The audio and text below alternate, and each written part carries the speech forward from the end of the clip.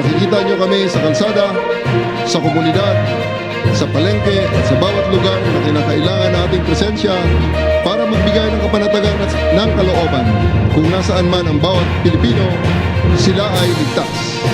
We will institutionalize a 3-minute emergency response time in major urban centers, and this had been done already during my term in Quezon City in the 3-minute response time project. This is not just a benchmark, it is a lifeline. Every call for help deserves immediate attention and action. We will be present.